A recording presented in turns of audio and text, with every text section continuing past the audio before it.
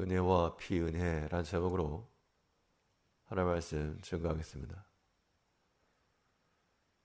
시험에서 좋은 성적을 거두는 그런 학생들의 그런 특징들을 보게 되면 오답 노트라고 하는 것을 그런 작성하는 경우가 많이 있습니다.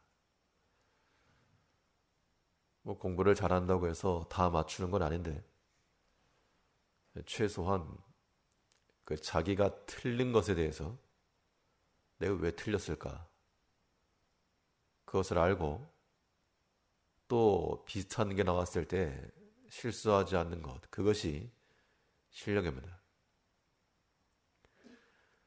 우리 믿음에 있어서도 참 좋은 실력 있는 믿음을 갖췄다는 것은 우리가 넘어지고 또 잘못 행하는 그런 것들을 반복하지 않고 그 다음에는 바로 행할 줄 아는 그런 능력이 있습니다.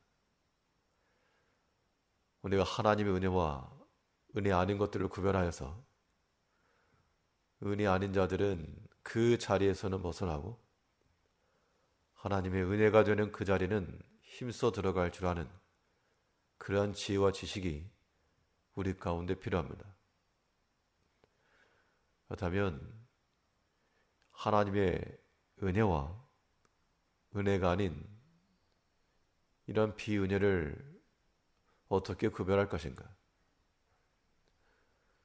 오늘 본 말씀을 통해 살펴보시면 먼저는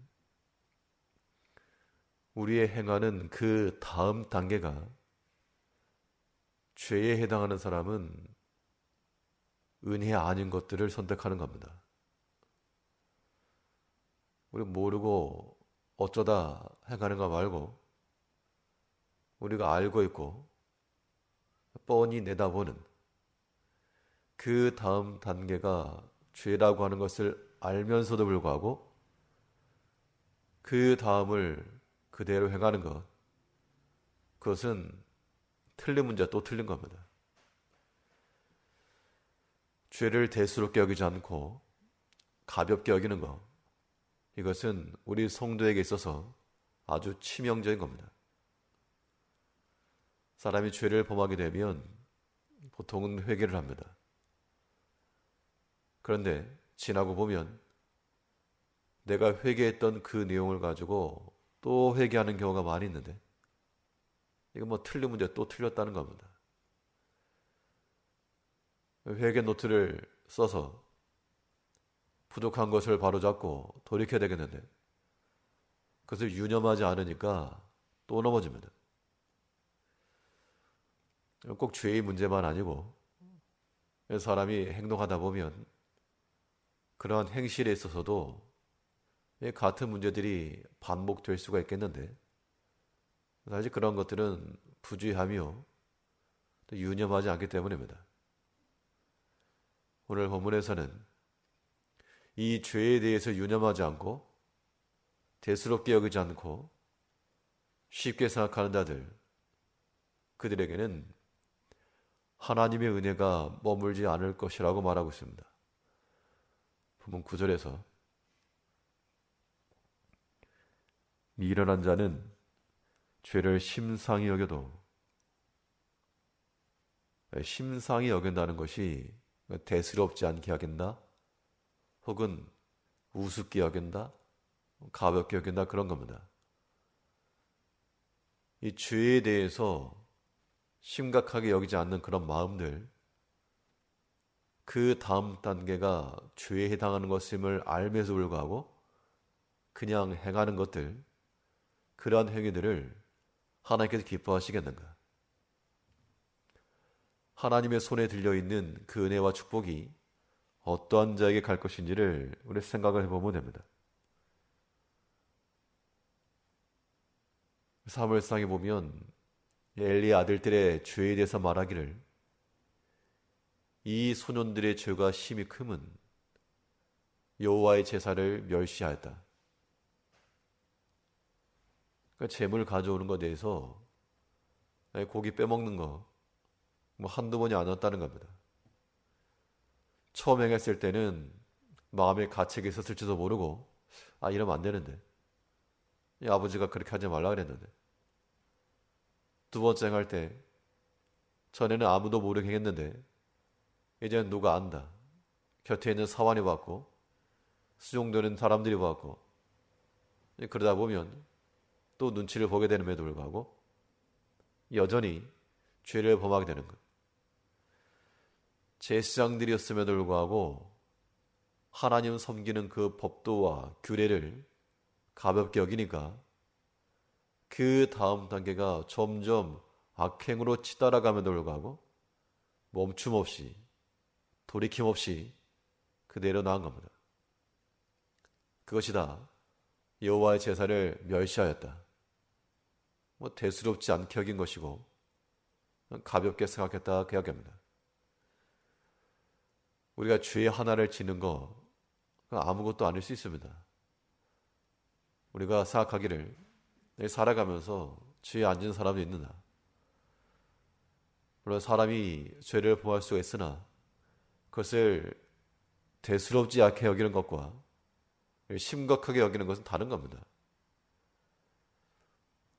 사회적 거리두기를 하면서 혹여라도 확진자 한 명 나올까봐 다들 조심들 하게 되는데 아예 대한민국 국민 가운데 확진자 하나 나왔다고 뭐게 대수로운가? 교회 내에서 확진자 한 명 나오면 그 대수로운가?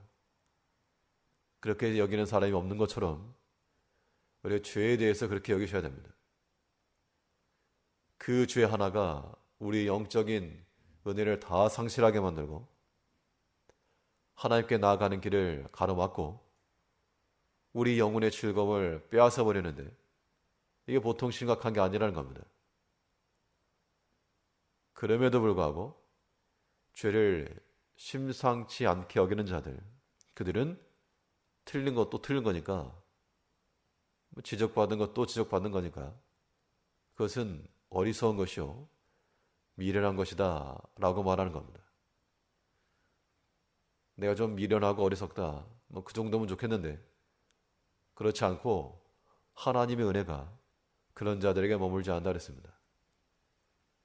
이제 우리가 우리 행실을 돌이켜서 마치 오답노트 기록하는 것처럼 우리 자신의 부족한 것과 약한 것을 알면 이제 그것을 개선하고 돌이키고자 하는 그런 노력들, 죄에 대해서 심상치 않게 대수롭지 않게 여기는 게 아니고 좀 심상케 여기고 크게 결주하는 그런 우리가 되어야 됩니다. 그런 자들이 하나님의 은혜에 들어가는 겁니다. 반면에 그 다음 단계가 하나님인 사람들은 하나님의 은혜를 선택하는 겁니다. 죄를 알면서도 행하는 자들은 비은혜에 빠지고 하나님의 자리를 찾아 나가는 자들은 하나님의 은혜를 받는다. 하나님이 어디 계시는가? 하나님 빛이시요 진리이심으로 빛 가운데 성도의 진실함 가운데 하나님께서 임재해 주십니다. 그런 자들에게 은혜가 있다라고 말씀했는데 본문 9절 다시 보시면 미련한 자는 죄를 심상히 여겨도 정직한 자 중에는 은혜가 있느니라. 이 정직하다는 것이 내가 무슨 거짓말 하지 않았다, 사실을 말했다, 그러한 행위 하나를 의미하지 않고 진실함의 인격입니다. 그 다음도 충분히 예측할 수 있는 속임과 거짓으로 나가지 않고 정직과 빛 가운데 행할 것이라고 하는 예측이 가능한 그러한 신앙 인격들을 만들어 나가는 것이 우리가 하나님의 은혜를 얻는 길이 되는 겁니다. 예수님께서 말씀하시기를 이 말세에 대해 믿음을 보겠느냐? 이걸 바꿔 말하면 뭡니까? 이 마지막 때에 참된 믿음이 없고 또 그런 믿음을 쓰는 자가 적을 것이다 이야기인데, 우리가 이 믿음만 제대로 소유하고 하나님을 잘 섬기기만 하면 하나님이 찾으시는 그러한 희소성을 갖는다 그 얘기입니다. 이 희소성에서부터 가치가 올라가는 겁니다. 우리가 인정하는 대로 하나님께는 은혜가 있고 그의 손에는 능력이 있고, 그럼 하나님의 그 사랑과 은혜와 능력을 어떠한 자들에게 주시겠는가? 우리가 뭐 똑같은 것을 구입한다 그래도 무엇을 구하겠는가? 희귀성 있는 거, 괜찮은 거, 그거 찾는 겁니다. 하나님께서도 이 땅에 있는 모든 성도들을 굽어 살피시면서 괜찮은 성도 없는가? 어디 쓸만한 그런 직분자들 없는가? 하나님이 보시고 살피시고 찾으신다는 그런 생각을 가지고 우리가 하나님께 가까이 나가야 됩니다. 우리가 어떠한 소리를 듣는다 할 때 멀리서도 들을 수 있습니다. 그러나 그 소리 가까이 가게 되면 더 분명하고 확실하게 들을 수 있는 겁니다. 그리고 하나님의 은혜를 받는 것도 사실은 믿지 않는 자들도 하나님의 은혜를 받습니다. 자연 은총도 받고.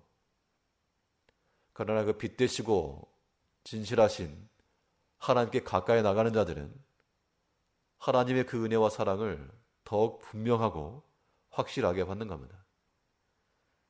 그 은총의 하나님, 그 능력의 하나님이 우리와 함께 한다라고 하는 그 명확한 사실과 그 진리 앞에서 거기서 이제 우리 성도의 평안과 안심과 위로가 있다는 겁니다. 이제 우리 행하는 것들에 그 다음 자리가 무엇인지를 보고 가자는 겁니다.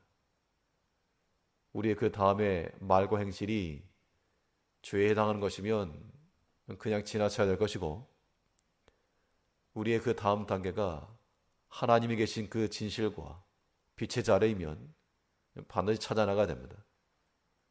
그래서 이제 우리는 하나님의 은혜인 것과 은혜 아닌 것들을 구별하여서 잘못된 것, 오답은 다 고치고 바른 답을 찾아서 하나님이 주시는 그 은총을 충분히 누리며 감사하며 살아갈 수 있는 우리 모든 성도님들 되시기 바랍니다. 기도하겠습니다.